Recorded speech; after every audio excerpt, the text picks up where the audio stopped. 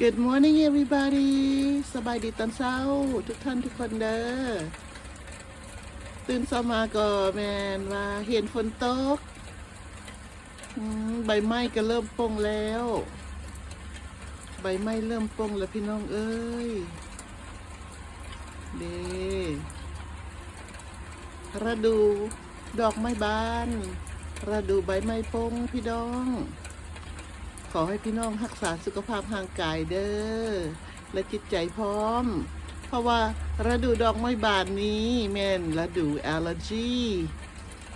ภูมิแพ้เนาะพี่น้องเนาะอันเพิ่นว่าฤดูนี้แม่นพาให้บ่สบายเป็นหวัดเป็นไอว่าซั่นก็เป็นทุกๆปีดอกเนาะพี่น้องเนาะ So everybody this is allergy season So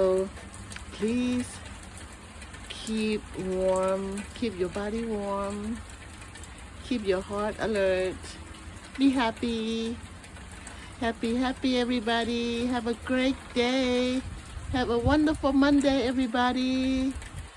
อยู่ดีมีแฮงอยู่เย็นเป็นสุขเด้อพี่น้องเด้อสุขสันต์วันจันทร์เด้อพี่นี่สบายดีค่ะหน่อย